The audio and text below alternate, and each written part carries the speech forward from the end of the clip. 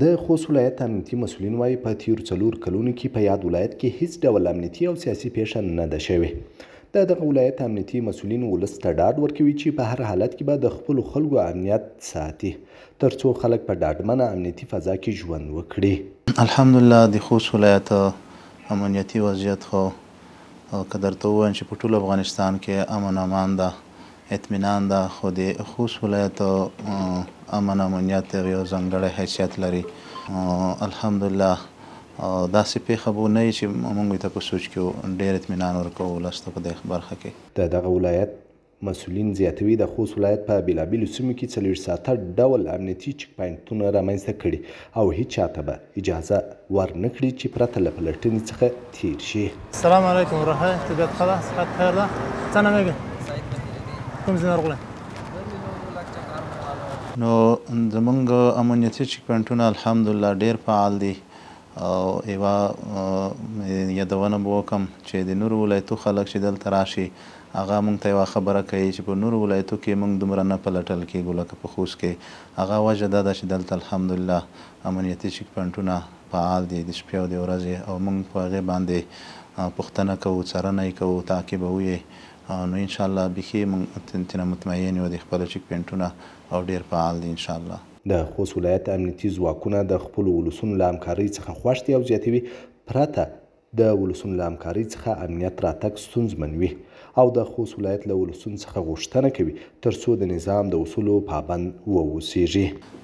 هغه خو د موږ د دوی شوراګانې مجلسونه وخت په وخت هغه شته. دوی د موږ سره همکار دي په دا برخه کې، په جنایي پیښو په برخه کې، دغسې رقم امنیتي پیښو په برخه کې موږ سره همکار دي. خو بیا هم د دوی نه موږ دا غوښتنه ده چې د نظام د اصولو پابند واوسیږي او د نظام سره څومره همکاري چې وي، څومره چې واس وي موږ سره یې وکړي او ځکه د یو لاس نه ټک نه خیږي. په دا برخه کې دی موږ سره باید پوره همکاري وکړي چې کومه پیښه کیږي هغه چې موږ سره د ولس همکاري وي هغې ته به ډېر په وخت رسیدګي او چټکه رسیدګي به کیږي انشاءالله. د خوست ولایت اوسیدونکي د امنیتي ځواکونو هڅې ستایي او زیاتوي په یاد ولایت کې پوره ډاډمن امنیت رامنځته کړی دی. الحمدلله امنیت بالکل حفاظت کړی. شاپاس په مدیر باندې وي، شاپاس والی باندې وي، د دکاندار عزت یې خوندي کړی دی، د رړۍ والا عزت یې خوندي کړی دی، د مزدور سړی، د عزتمند سړی مکمله کاروبار په عزت کې روان دی.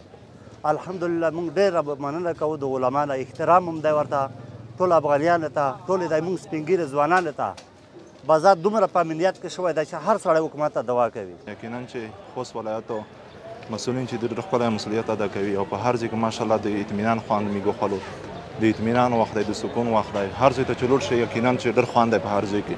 نو امنیت ډېر برقرار دی ماشاءالله، نو ډېر خوشحال یم. دوی زیاتوي په خوست ولایت کې هر ډول جنایي جرمونه له منځه تللي او خلک پوره امنیتي فضا کې ژوند کوي. د امنیت په باره کې خوست ولایت کې ډېر ښه امنیت ده الحمدلله. جنایي جرمونه ډېر کم شوي دي، د هر ولایت په کونج باندې کامرې لګېدلې دي. مخکې به رښتیا و غلا ډاکو مشکل زیات ول، د الله نه ډېر راضي یو اسکا ډېر نو وخت کې موږ خپل کلي ته لاړ شو مشکل نشته.